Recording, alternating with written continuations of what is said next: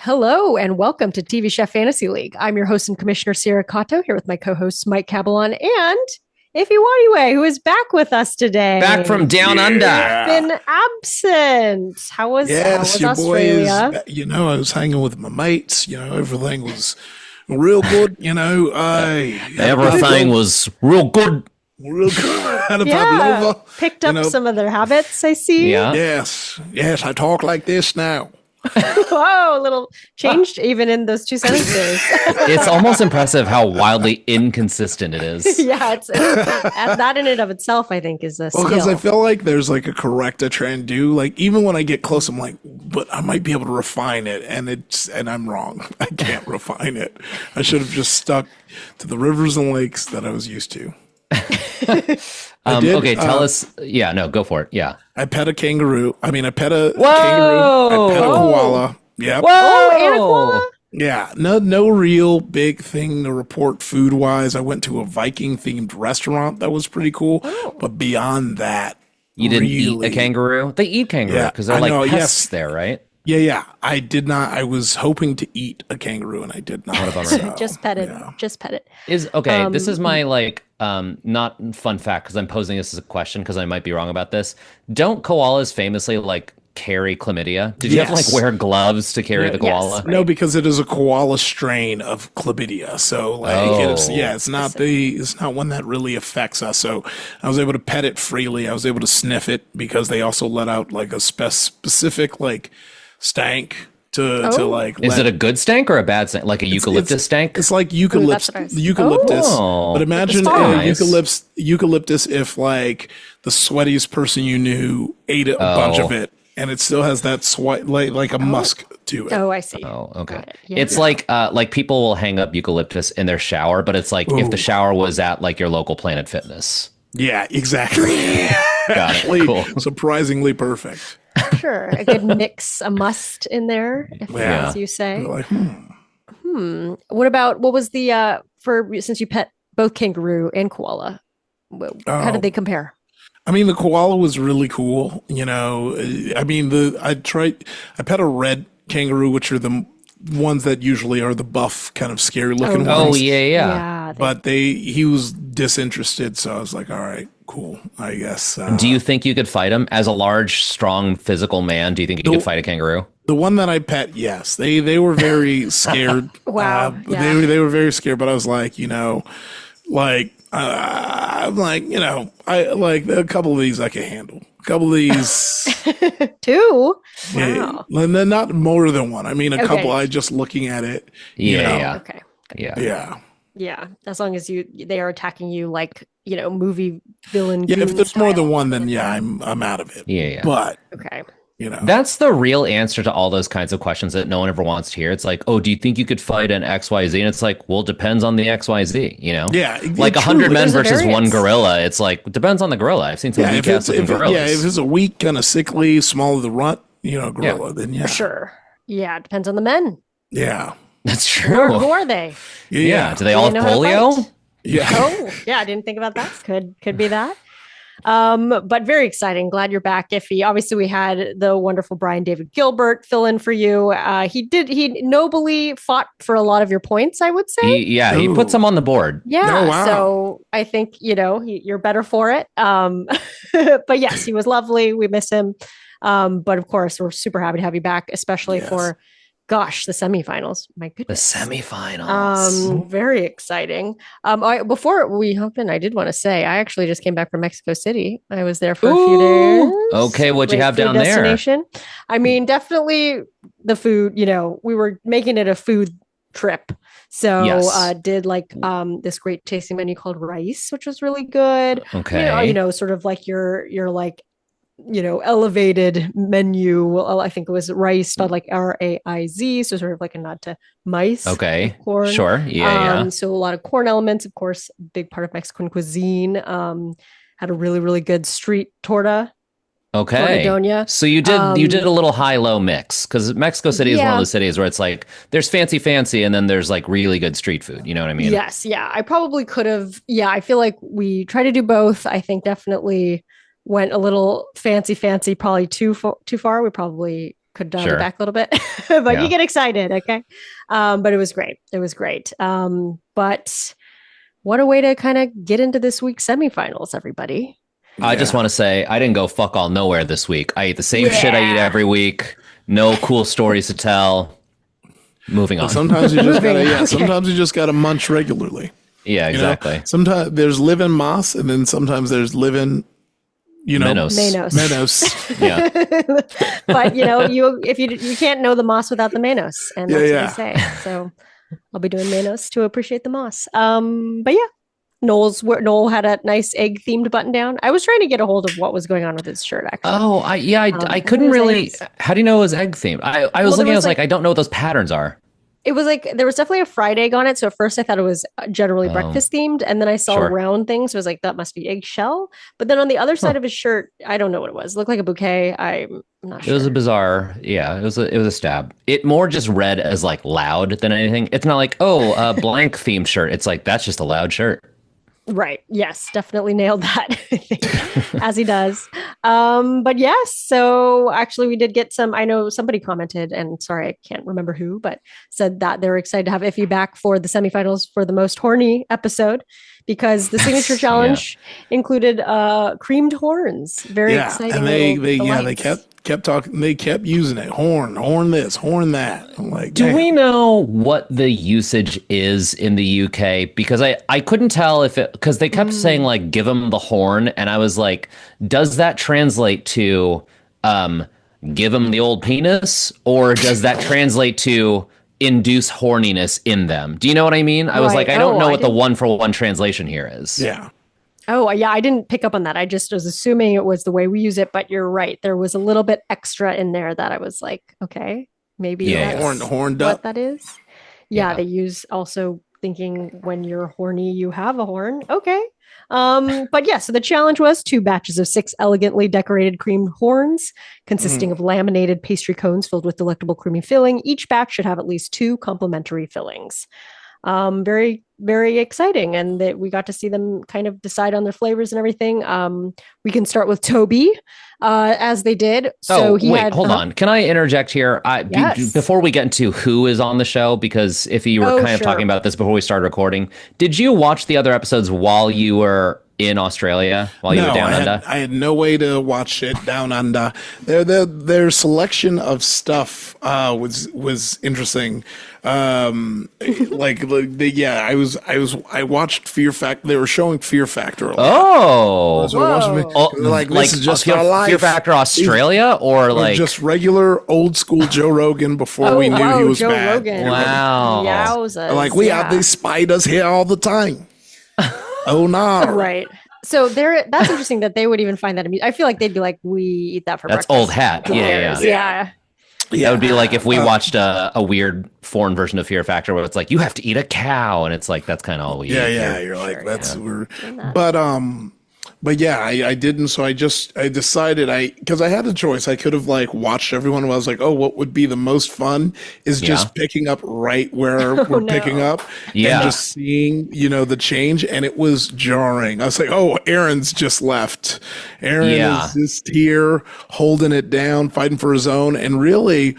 I don't know. I guess I was kind of fiending for some of the, I'm not sure if right as I was watching one of these people like left, but I definitely was expecting to maybe see, potentially like a Leslie or a Natalia. Really? Yeah.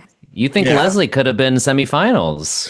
Yeah. I felt like, despite Sierra's hate on older people. My one trait. Yeah, I thought she might have been able to pull it out. She seemed like she was taking some swings that landed well at times, even though not always. And now, now it seems like no, Aaron. But Aaron also just felt like he was always on the outs when I was watching. That's true. That's accurate. Yeah. So I was like, oh, he must have tightened up in a big way.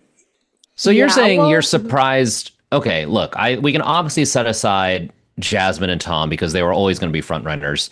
You're 100%. surprised that That Toby, was the both least Toby of- and Aaron were like semifinals. Like you tune in, you sit down, you're like, oh, I did not expect to see Toby and Aaron. Yeah, and then after I got to the end of the episode, I'm like, yep, that's what I expected of Toby. Fair. I think, yeah, you missed some episodes where I think, when you left, Leslie was gaining some momentum. And then she didn't go out right away. It was actually Natalia. And I felt like Natalia going out was kind of a surprise, though that episode she did not do well. But it was like, oh, yeah, like she was the star baker the first episode. Like you definitely could have seen her going further. Leslie then had like an episode where she actually scored a lot of points, I think, for you, but then ended up going home. And so that she kind of lost that steam over the couple episodes. And then Aaron did some great things, I think, maybe when you were out. So yeah, you might have not seen him kind of like gain a little bit more speed. I would say we did notice when you were out that he made a couple things that were like Japanese inspired. Like he did a kitsune, that's right. I forgot about this. Yeah, like cream, like a macaron thing or meringue thing, and then he did a sake and plum flavored thing. Yeah. So the question that Brian David Gilbert posed was, do you think that Aaron is a weeb? Oh, 100%. 100,000%. That man is a weeb. Clear it up. Okay, 1,000%. I've never been more sure of anything in my life. Okay, great. Thanks. We were leaning toward that, but we really needed a fellow black dude who watches anime to weigh in on it. Sure.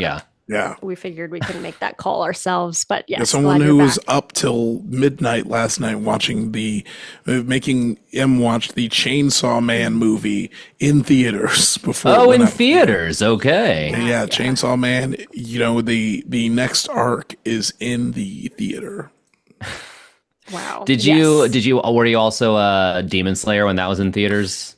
I am a Demon Slayer guy, but I didn't watch the movie. Oh, yeah, that's my big failing. Wow, I'm shocked. Yeah, I know nothing about any of these franchises, for the record. This is more just that, like, I understand objectively that these are the popular things. Nice. Yeah. Okay. Well, we'll get you in a Demon Slayer. Yeah, sure, man. You and my nephew both are really pushing me on that front. Yeah, look, you're gonna want to be a part of this. You're gonna want to be a part. Yeah, I mean, it's gotta say, in Mexico City, a lot of Chainsaw Man posters. I feel like it did very well globally, box office wise. So, Is it called Chainsaw Man down there? Or is it Hombre de whatever the word for chainsaw is? I actually didn't see like the actual title. I just saw the guy. Okay, yeah. So I was like, that's the guy, but I couldn't tell you. I'm sure they have some other cool name. Wednesday, like Wednesday Addams, that's called Merlina, like Merlin with an A at the end. Which is not the Spanish word for Wednesday. Right. Yeah. So that was cool. I always wonder about that. Yeah. I remember I was studying abroad in Italy when one of the Harry Potters came out. We're like, let's go see Harry Potter in Italian because it'll be hilarious. B, it'll help us learn more Italian. And I remember thinking how weird it was that some of the made up words were not like you could just call a muggle, you know what I mean? But they had like a weird other word for muggle, and I'm like, why? It's already a made up word, you know what I mean? Yeah, but they use the real N word to add spice. Like muggle isn't strong enough. You need to really understand how bad Draco Malfoy is. Right. It's a JK original. All right, get us back to the cream horns. Give me the horn, Sierra. Get these horns going. Let's get horned up. Yeah. So first we have Toby. He did his chocolate coffee lemon meringue pie cream horns filled with chocolate coffee ganache, coffee cream liqueur, lemon curd, thyme mousseline. Yeah, he was. The funny part was he mentioned that last time he tried to do a proper puff. Sorry, he failed in court, according to Paul. So he was like, now I'm going to try a rough puff. But he actually switched to Gordon Ramsay's recipe instead of Paul's. Mm-hmm. So it was a Gordon shout out there. And it seemed like Paul had, was definitely like, oh, interesting. Never trust a chef is what he said. Yeah. Yeah. So that was a funny shout out, within the universe of our podcast as well. Yeah, I know. That was our end game. That was for us. Yeah. That was our on your left. You know what I mean? Oh my God. Oh God. It's so rich. Most ambitious crossover in our history. So yes, that was huge for us. I would say he did see he was uncontrollably shaking while holding the horn and filling it with both hands. So similar to if you Okay. might have missed this, but Jasmine has had a couple where she's kind of said she's shaking, but she doesn't specify hands, but we still given it to her because they're showing her hands doing something hand related. Hmm. So I'm going to give this to Toby as well for half a point. Yep. Um, Okay. one other thing here, question for you guys. Does it count as a raw? They did say a little bit of rawness in here. Paul said that. So I was going to say maybe a minus zero point 0.5 instead of a minus whole point. But Okay. let me know. What? Look, he's on your team, so we're gonna root against you. But in trying to be objective, I would think the point as it is written is just -1 quote raw quote. And if True. they say rawness, the word raw is in there. It's not like they didn't say raw. The spirit of the rule is that, if they're calling True. something raw, that's the whole thing. Raw. Yeah. Okay. So you're thinking full point. I think mine is a full point. I'm Okay. trying to win, so I'm gonna vote minus full point. Now you are Yeah. commissioner. You wear the hat. I'll back you on that vote. Yeah. You're There with we Mike. go. All right. No, I see 2-1. what you mean. I see what you mean. I think we've had some sort of things in the past where we've leveled up a level in between. What is that called? Mhm. Modality. But you're right. Okay. I'll do a -1 for the fans. Yes. I think Yes. we want to stick to our guns here. So that's gonna be -1. I'm gonna have to add a 0.5 at the end or minus -0.5 at the end. Please remind me. Okay, flavor is lovely of his. Uh it was funny when Allison did break the news that he used Gordon Ramsay's recipe. Very, very well done. But yeah, that was Uh, Toby. His was not very okay. successful. Mhm. You brought up flavors. Can we talk about flavors for a second? Because I feel like I brought this up maybe a week or two ago, and this really exemplifies it for me. Where I'm like the British palate. Sometimes I am so like. One of Toby's was like coffee liqueur or whatever. It was like a coffee chocolatey kind of thing, and then a lemon curd. And I was like, all of these pastries for this specific challenge had like a fruit element in it. And I'm like, does no one in the UK appreciate just a chocolate croissant or like just a caramel thing? Do you know what I mean? Yeah. Because like that's what Totally. I love, and I don't want to cut it with fucking fruit. I don't need everything to have a little raspberry swirl in it. You know what I mean? I feel like the judges have in the past been like, it would be nice if there's just a little Yeah, they're like, more it's too fruit in rich. We want there. something And to then cut through. yeah, I know. And so they've always said that. So if I were them, I would say, yeah, let's do it. But I guess it's sort of I like hate it. I just want someone to do a really good fucking chocolatey fudgy thing and just let it be that. this wasn't a chocolate challenge, as we learn. That's true. Yeah. Yeah. Touche. But you know what I mean? It's But just yeah, like, okay, let the coffee cone be a coffee cone instead of being like coffee and lemon. You know what I mean? sure. Yeah, I see what you mean. Yeah, because they kind of wanted what? They wanted at least two complimentary fillings. Yeah, they just said basically two complimentary fillings. It didn't have to be two flavors in each filling. So yeah, Okay. As we were reading the rest of these descriptions for this challenge, just like at home, take a little shot, unless you're driving, take a little shot when you hear like a vanilla and also a strawberry. And it's like, let it just be the thing, you know? sure. You heard it here. Yeah. Yeah, speaking of, we're about to get into more of those. Okay, so Tom, Mm-hmm. let's do Tom next. Another less successful of the bunch in this round, but he did a chocolate and orange and lemon raspberry cream horns with lemon cream cheese Chocolate and diplomat orange. and raspberry gel. Get out of here, Dark chocolate and orange. slated mousse clementine curd. There we go. Oh, But we've yeah, talked about chocolate and orange before. It's the Jaffa cake of it all. I get it. I get why those two go together, but I'm still just like, give me a chocolate one. Get out of here, nope. orange. Nope. But yes, he did say these were more conventional flavors because a wise man once told me to go back to the drawing board and focus on flavors, meaning Paul from last week. He kind of got into him about that. But that was fun. I felt it was a little bit of a, he's kind of like kissing up to him, but then I feel like it's like You making think so? Paul more. Oh, you thought it was more like I think it's patronizing? more just like you're heeding the advice. You're taking it's like he told me to do this thing and he's in charge. I feel like this always happens on the Gordon Ramsay universe shows where, like even Joe Bastianich will come by and be like, I wouldn't boil it that long. And then they're like, okay, I'm not going to boil it that long. Cause it's like, Sure. it's admitting Well, I am not the expert here. Yeah, I mean that's fine if you want to say like, yeah, and because Paul told me last week to focus on flavors, that's what I'm trying to do this week. But instead he said like because a wise man once told me. And I Okay, feel sure. like that Yeah, part yeah. was I a know what you little mean. like, Yeah. okay. Yeah. But also I feel like it's kind of making Paul not like him. That's what it's like pushing He him can't away. earn daddy's approval. Yeah, yeah. The amount of times they like cut to Paul too when they're like Noel is making fun of him or something, and they give him like they give him like the oblivious edit where he's just like staring off into the distance. Yeah, yeah, But it's yeah. like Yeah. from another time. It's pretty funny. But yeah, so they liked these fillings. They just felt the lamination wasn't really there. It was a little cakey. He did kind of say his was shortbready, but yeah, a little less successful there as well. And then next is your Aaron Iffy. So he did pudding reimagined, cream horns, nectarine and cherry compote, vanilla chantilly cream, chocolate and caramel with lemon and bay leaf jam. Oh yeah, he put the bay leaf in the lemon jam. Chocolate and caramel with lemon and bay leaf. Let me just have a chocolate and caramel cone. Like, Take a shot at home every time. Why are you putting just an extra on it? I mean, That's it seems like it seemed like it was all right, but it, we didn't need all that. Didn't need They it. probably, yeah, it's like I feel like that would be delicious for anybody, but if it's like we're just filling these horns, we got to go the extra mile because it's going to be, because Jasmine's going to come in with something delicious. I got to put in an extra curd. Sure. But who knows if they actually don't love that just alone there. But yeah, I mean, he's got like 16 flavors. Aaron's kind of flavoring it up here. So yeah, his filling was delicious. He had a nice lamination with the rough puff. They really liked his. Prue took another bite. The two flavors maybe didn't go well together. That was the one complaint, but I mean, it seemed like they liked them. Yeah. I'm shrugging. That's for sure. I for a second I thought I forgot I was on an audio medium, but I shrugged. Whatever. Right. And finally, Jasmine with her mocha and raspberry pistachio cream horns. She loves a pistachio. She had a white chocolate and pistachio ganache with a raspberry creme diplomat and a coffee cream diplomat and chocolate ganache. Yummy stuff there. Mocha and raspberry. Stop it. Give me the mocha.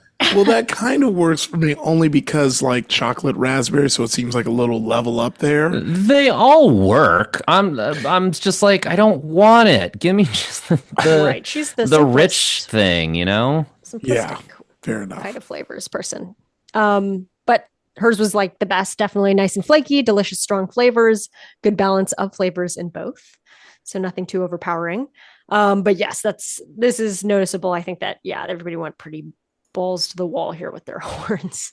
Very lots of flavors. But I mean, I think nobody complained of the over flavoring it. I think it was just Tom and Toby just didn't really get their pastry well done. So that brings us into the technical challenge. My favorite technical challenge of the whole season. Oh my God. It was so complex. It was crazy. The end result is the most visually funny thing I've seen on this show in many years. Okay. Also, another dome on top. It's like was it last week? They did basically puddings. The jelly on top. Yeah. Trifles. Yeah. With the gel dome on top. They love to put a dome on top of a cake and say it's a whole thing. But also, the fact that it's a clear dome. So you're not even getting anything out of that. It's just the look, just to have it there. To me, it was just like the shot of like, okay, here's what all four of them turned in, and one had the dome, and it was the shittiest dome we've ever seen. The other three didn't have the dome. One of them was pure liquid. It's just as a comedian, you look at it, you're like, that is fun. Anyone in any culture that speaks any language would think that is funny. Three cakes standing and one is completely liquid. That's so funny. Also, the shot where they said, and it was like Allison's voiceover with a crystal clear sugar dome, and then they cut to the one dome that was like so opaque, like a shitty deflated balloon. Yeah. But yes, it was also just you know what it reminded me of, because they had the flower inside of that dome. It's like Beauty and the Beast or whatever, right? It's like everybody knows that stupid flower and that stupid dome. Of course, yeah. But it's really specific. It's like, oh yeah, it would be nice. Maybe I should have a flower in a dome in my house somewhere. Okay, so let me spell it out just clearly. Technical challenge was to make Paul's take on the exquisite French framboisier, light Genoese sponge filled with pistachio cream mousseline and fresh raspberries, plus a sugar glass dome to house the dessert, which is a crystal clear sugar glass dome. Sounds delicious. Looking at the perfect version of it that Paul and Prue were eating, I'm like, I want this cake. It looks great. Yes. Yeah, I mean, and I love raspberries. I love a little raspberry in there. Love Cute. pistachio. Love Then cake. you What's not to like? break the little glass on top, and Yeah. I presumably use those to scoop cake out and eat it like chips and dip. I don't know what you do with that. But yeah, so the one thing, basically, that damn sugary dome tripped up everybody, and they all had to restart it. So that is a half a point for everybody. Tom As they does were say, as they were making that dome, did you guys have the same guttural reaction that I did, which was, oh, because I just Yeah. seen that technique being done before. Truly wild. I was just more on the edge of my seat because it seems so hard. Yeah. Yeah. yeah, I realized I'd seen that something. I've probably seen it on, TikTok or Reels or something with people making those little bubble domes, but I didn't realize how hard it is because, of course, you're only seeing like the finished product. And Yes. then, how hot it get. I was surprised like how they made it so hot. Obviously, you got to melt the sugar, that 150 degrees, but then Mhm. it's like, oh, directly on the plastic. It kind of like anything now because we're like in Yeah. microplastics land of like, Yeah. this is what happens when we all eat this much plastic. And so in my head, I'm like, oh no, hot on Yeah. plastic cling wrap. Yeah. Like that can't be safe. But no, obviously it's probably fine. Just eat, It's probably not. It's I think probably it's certainly one of those things where we should not be doing that. That's just Sure. the way it's done, Got it. Okay. Yes. Minimize your eating of domes. But yes, it was very very cool. And I mean the one that Tom had was so perfect, and then he crunched it on Yeah, the he shelf. broke it. If What a somebody had fucking just dummy. helped him, then he would have been able to focus on the shelf. But he's like, "Oh no, I got it!" Bam! So annoying. You hate to see like a simple mistake. You know what I Yeah. mean? Yeah. Yeah. But yes, it's like, it's so fragile too. I'm sure it would have broken at some Oh, point, yeah. but hate to see it. We hate to see it. But yes, so Tom did say that's absolutely gutting when he broke his dome, which it was gutting. Yes. So Okay, half yeah. point there. Yeah. Apparently Toby said gutted somewhere. This is what I'm referencing our Judy, our wonderful pot pan, who also is keeping score. And I didn't get the exact quote, but I feel like it was around here. So we can come I back believe to that. it. But I half a trust point. Judy. Thanks, Judy. Okay. And then so here's the rankings. There's only 4 of them. So only one person doesn't get points. And that Yeah. is Toby with his slime. With his Oh. liquid cake. That was crazy. Like it was so funny how he took off the plastic that surrounded it. It looked like, okay. Yeah. Like, oh, and he was like, oh, I can already see it's like bursting at the seams. And I was like, yeah, maybe, but it doesn't look as bad as that other. I think like Aaron also had some issues. But then, boy, it just devolved. I feel like the editor was being a real bitch to Toby during this challenge because they kept cutting to him doing the opposite of whatever the instructions said or whatever everyone else said. Like sure. for that, it was literally like it has to reach 150 degrees, anything less, and it won't set. And it cut to Toby being like, I'm going to do 130 degrees. And then sure enough, it did not set. You know what I mean? And it kept happening where they're just like, you do it this way. And then they would show Toby doing it a different way. Right. He's like, I don't think I'm supposed to cut it, but everybody else did, but I'm not going to do it. Yeah. So he placed 4th. He doesn't get any points. His was just a big old pool of puddle. 3rd though was Aaron with he gets half a point for that. His mousseline did split. It was a little like scrambled eggs as they described it, but he was the only one with the sugar dome, so that's a win, even though it was a little weird. Kind of a snot looking sugar dome. Tom came in 2nd. He gets a point. They liked that he had a nice thick sponge. It tasted lovely, but it wasn't as good as Jasmine's, who placed 1st with 1.5 there. Neat, no sugar dome, but hers was just best overall anyway. So yeah, very exciting. Things are really shaping up to seem like, they kind of talked about it here, but like, definitely Toby's in trouble here. Probably Tom still. Jasmine definitely is the only one who's safe. Maybe Aaron's safe. They don't know yet, but that's enough sort of uncertainty to go into the showstopper challenge. All right. So this one is all about making a macaron centerpiece depicting something meaningful to you.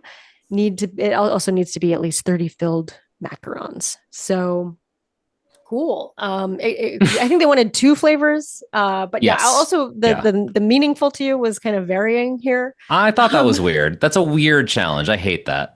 Yeah, I mean, because they didn't enforce it. It wasn't like, well, your story isn't great. When we watch Top Chef, they love a good story. Here, they kind of say they kind of want a story, but ultimately they just It's kind of like, hey, we didn't want to come up with a challenge. Do whatever you want. Yeah. Have fun with that. Right. Yeah. There's Y'all do what you macarons. can. Yeah. Yeah. in a patisserie. So we'll start with Jasmine. She did her Christmas tree, which was gingerbread with raspberry and dark chocolate ganache filling. But yes, hers was like, well, I mean, hers was the one where I was like, the meaningful to you is kind of funny. She's like, I love Christmas. And it's like, great. Great. Me too. Okay, That's cool. good. Yeah, meaningful. But I mean, it looked great, you know. One thing to point out in the process, she did say, Tom, your caramel smells like it's going. And so I figure that counts as Right. a helping. It's not a hands-on, but we've had these in the past. He was like, "Oh, thanks." I think so. So Yeah, I'll agree. okay, That's helping. okay. Yeah. Well, she is yours. So, That's true. I'm biased, so that but helps. But yeah, no, I also was gonna assume that's a well, helping look, take because it to that was a Iffy. big Iffy, what deal. do you think? Do you think that a verbal help is a help? You know, we've I feel like we've hit this before where it's like emotional support doesn't count. We're like hands on, but do we feel like the verbal help was enough to give a leg up, or do we feel like it was I just think so. Because like when we talked about emotional support, it's like a hug doesn't help the Right, right. bake. yeah. But saying your caramel is burning does. Okay, Come on. okay, sure. We'll My give guy. Nice. One Yeah. point. I mean, I will say, yeah, because in that case, it really was like, oh, oops, like I would have missed that, you Yeah, know? exactly. So Yeah, yeah. I did kind of lean towards that as well, as much as it pains me because she's getting a lot of points this episode. But yes, it's she did help there. Going back to her bake, basically she covered like every biscuit there with macarons because she even had like those green ones that were fitted into the tree. And then she also had the decorations and ornaments. They loved the flavor. The dark chocolate made it a little heavy, they said, but overall it was great. So yeah, she pulls it off again. Again, she's been very like, you know, I guess if you miss somewhere, she's also one star baker in the past. She's just been very like I've kind of described it as like effortless, where it's like you know, I mean, we definitely see it in this one. Tom like stresses and is like, Yeah. you know, really like going hard in the paint, and then Jasmine's sort of like, I mean, we'll see, and then like she pulls it off. So it is kind of like funny to see, But especially okay, this I one. said this last week, and Iffy, I'd be curious to hear you weigh in on this. I feel like the amount of like what they're going for, there's like a wide gulf between those two because Jasmine made a Christmas tree and the kind of Christmas tree that is like 2D and you just slot them together and that's the tree. Whereas Tom bought pottery molds and made a beehive out of 12 kilos of chocolate. Do you know what I mean? Like they're attempting Yeah. different things. Yeah, I feel that. Right.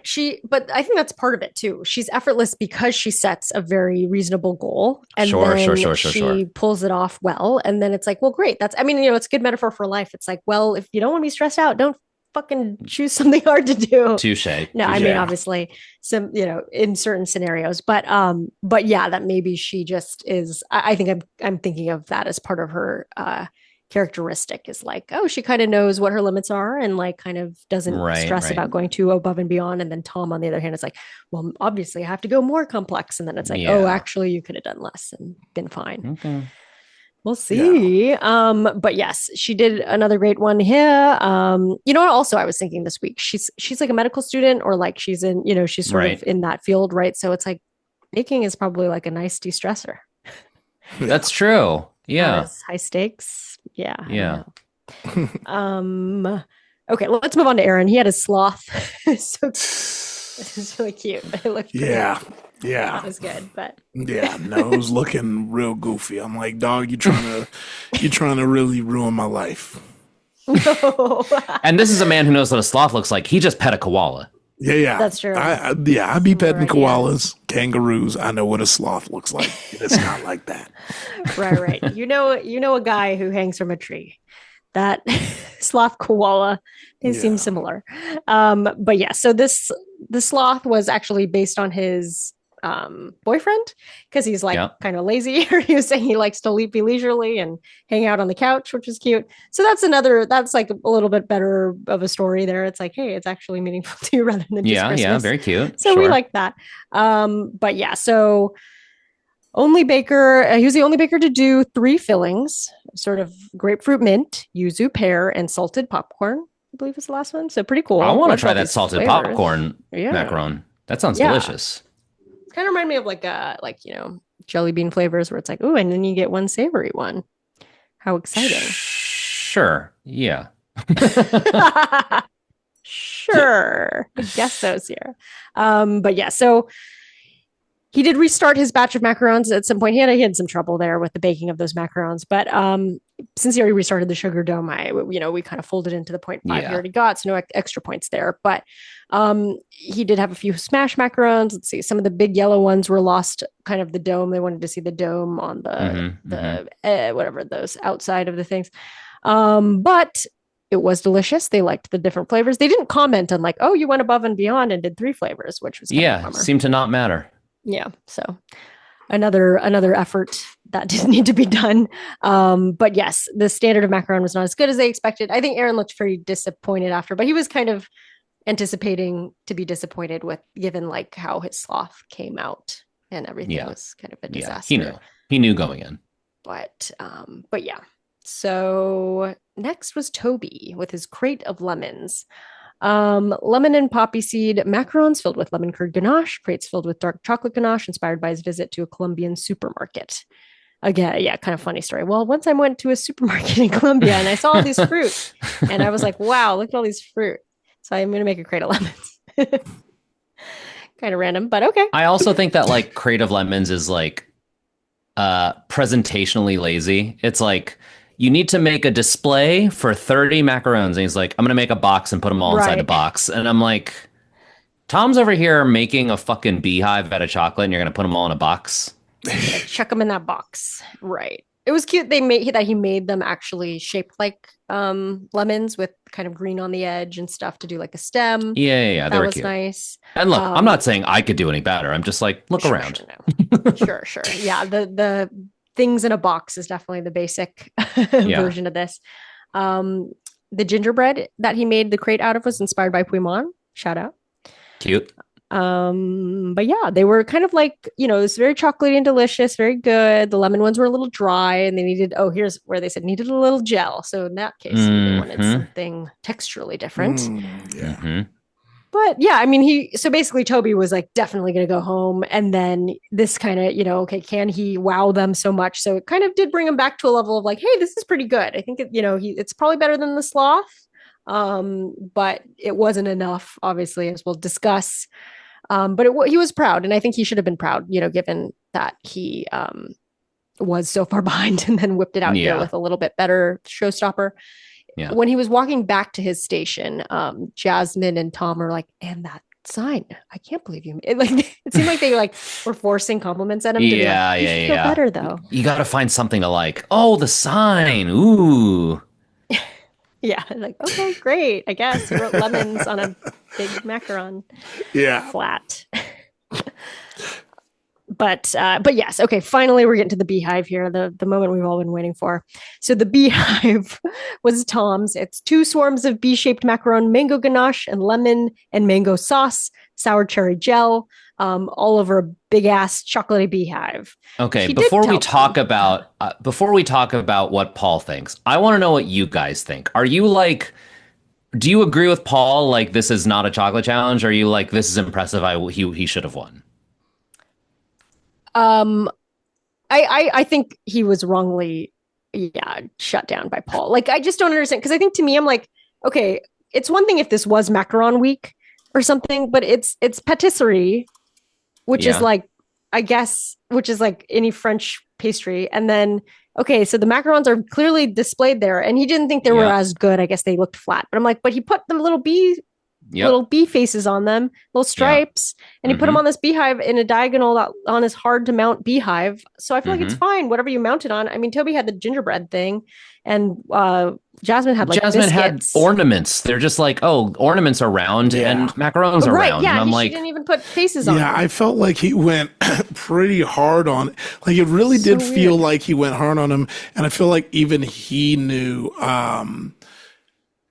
Like he knew because it felt like he kind of came a lot softer after the removal. Like after he got eliminated, he kind of came. He's like, it's like, yeah, dog, you came like in hot. It was kind of like, odd where it's like, is there something we're not seeing? Is there a beef?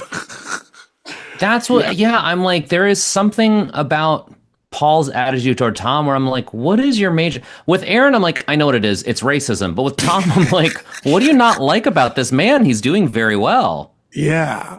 Yeah. Okay. So that's where I come back to when he kind of kissed ass a little bit and he was like, Sure. a wise man once told me, then maybe Paul like draws back because he has like weird, like, I don't know, issues Son with being a father issues? figure. Yeah, I Yeah. don't know. And so he's like, oh, actually don't think of me that way. I gotta Yeah. smack you. And then, and then it's like, and then also okay, here's my second theory is they're sitting there. It's like so awkward. They're sitting there waiting for everybody to be judged. And like fucking Tom's is a huge ass beehive in front of their face the whole time. So they're just like staring at it being like, wow, that's amazing. And then maybe at some point Paul goes, wait, actually, no, it's not amazing. It's chocolate. And so he like, it's like he had too much time to sit and look at it versus if they had brought him up first, they would have been like, yeah, wow, first impression, amazing. But then maybe he like stewed a bit and he's like, you know what? I'm not letting Tom get away with this shit anymore. And just like sat there for 2 months. But what is the shit he's getting away with? Putting in a bunch of work and being really visually impressive? Get out of here. Being his favorite. My theory is that it's like a whiplash relationship where Paul is like, I recognize that Tom has greatness within him and I need to be extra hard on him to bring it out of him. You know what I mean? Oh my God. Yeah. Well, okay. I've never seen Whiplash, but I think I understand that. Okay. You're missing out. Whiplash is incredible. Truly one of the best movies. I did that. I believe it. I did that podcast that's like never seen it. You know, this person's never seen this movie and then you like write a version, like a scene from that movie. Boy. Okay, yeah. And I did Whiplash because I haven't seen it and I don't plan on it because I don't like yelling. I don't really want to watch somebody yelling. Okay. Honestly, if that's the case, yeah, that's a good movie to avoid. Okay. It's a lot of yelling. It's a lot of yelling in Whiplash. Yeah, if you don't like yelling, don't watch Whiplash. Yeah. Okay. But it's so good. The yelling is so good. It's Oscar-winning yelling. Sure. That is true. I mean, and there's a lot of Oscar-winning yelling. You know, whenever they do the montage of like best actors, it's always like men just like spittle. That's true. That's true.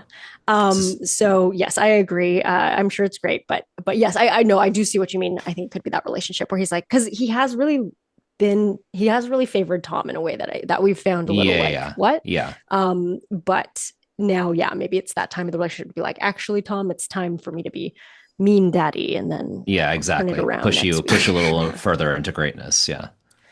Mean daddy. Mean daddy. But yes, mean daddy. Uh-oh, I hate this character. Mean daddy is me, Paul Daddywood. No, and those of you listening can't see his face, but he's definitely making a face. Oh no, the eyebrows are going up Paul the forehead. Daddywood, and I have to say, I have a different kind of handshake. It's a hand spank. Oh boy! Wow, that's not a T-shirt. I don't know what it is. The Paul hand spank. Oh, no. Ew. We get a whole bunch of like buyers, but they don't listen to our podcast. They're just mobs who think Paul is hot. Yeah, right. Like, wow, how come this one sold way more than the number of people that listen to our podcast? Yeah, like, damn. Incredible. Okay, great. Can't wait for that merch. But yes, so lots of Tom points here. We got the bucket rips, the chocolate hits the ground. His macarons also hit the ground. So that's a minus half a point for both of those. He does say your hands just shake at some point. So that's half a point there. Yeah. Tom lends Toby freeze spray. So do we assume that's helping? He does. Yeah. I think so. So that's a point. But yes, so basically, you know, we already discussed they evaluated it. Paul was hard on him, and you know, the macarons were a little soft, maybe needed longer in the oven, but they were beautiful flavor. Tom did end up crying after, which was very, you know, I felt that too. It was kind of a shock because he worked so hard. He was like so happy he got it done in time. Yeah. And then they kind of smacked him down, and then he was like, yeah, it's like a lot of emotion right there. Yeah, because he did really good work and he was torn down by his mentor and hero. And this is the scene in Whiplash where Miles Teller punches a hole through his snare drum. Oh, I knew that was in there. That makes sense to me. Okay, great. So yeah, Tom cries. He gets half a point for that. And great. Let's get into this deliberations. Any final thoughts on that, showstoppers or relationships with? No, I just if I say anything else, it's just going to be me railing against Paul for being such a little bitch about Tom's beehive, which was incredible, objectively incredible. And it's just he just mounted. He needed to mount it on something. What do you want to mount it on? Yeah. Stupid. One big macaron. Okay. Okay. Yeah. So Oh, but Toby's box of macarons is okay. Get out of here, Paul. get out of here. Okay. So in line for Star Baker, really just Jasmine this week. That's what I'm thinking. They didn't really name anybody else. Jasmine does get Star Baker, so we know she's in line. So that's 2 points and 1 point first in line. Going home, as we know, Toby. He didn't pull it off with his cart of lemons. Whatever whatever that was. Well, it was really his liquid cake in the technical challenge. That's what they said. Yeah, that's true. Couldn't bounce back from that, but we get a lot of tears out of this, everybody. So Toby cries, Jasmine cries, and probably Aaron cried at the end. He didn't wipe it as much as the others, but he was. I think Aaron cried. Yeah. I think everyone gets crying. Yeah. Everybody cried this episode. It's getting close to the end. Yeah. I thought Toby's quote where he basically said the best part of the tent was the friends we made along the way was very sweet. I hate that. If I never heard that fucking trope, it's one of those things I feel like that's a new version of like, that's what she said, where it's like people who aren't funny learn that if they say that, they like people around them laugh and they think that they're funny. And if I never heard the real blank is the friends you made along the way, it would be too fucking soon. Sure. Well, I do think he was genuine about it. That makes it worse. It's one of those like Pete Holmes used to have this whole like bit about like the hack things that people say, like when you're holding flowers and someone goes, "Oh, those for me." It's like it falls into that category for me where I'm just like, just remove it from your vocabulary now. I actively dislike you when you say that. Those are okay. Just got the one. Nice. Yeah. I feel like there's a few. Yeah, they kind of come and go. I feel like sports ball. Sports ball drives me insane. I fucking hate sports ball. But yes, this was another one. Also, when Tom was crying at the end too, he said it's just baking. Yeah. That's they really were. It was emotional, and they really just kind of cut to black after all that. Like they went to the credits. It was like, damn, no happy ending, no light button here. Yeah. But sweet. And they took a Polaroid. It definitely is sweet. It shows how close they all get, and we know this from last season. But very nice. I don't know. Did you guys feel that way? Did I feel like it was nice? Yeah.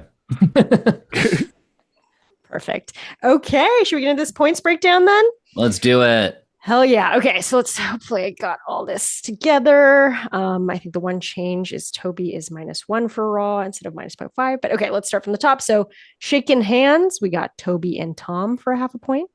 Starting over, Tom, Toby, Jasmine, and Aaron, all 4 of them started over something at some point for 0.5 point each. Helping another baker, we had Tom with that spray and Jasmine with her caramel alert for 1 point. A little bit of rawness means raw for Toby for -1 point. Third in the technical, Aaron for 0.5 point. Second in the technical, Tom for 1 point. First in technical, Jasmine for 1.5 points. Gutted, both Toby and Tom for 0.5 point. Crying, all 4 of them for 0.5 point. Dropped on the floor, Tom for -0.5 point. In line for Star Baker, Jasmine for 1 point. Star Baker, Jasmine for 2 points. And making it to the finale, I'm going to award that now for Jasmine, Tom, and Aaron, 3 points each. Wow. Okay, a lot of points. A lot of points. Scoring, yes. Yeah. Episode. So, Iffy, this episode you gain 4.5 points.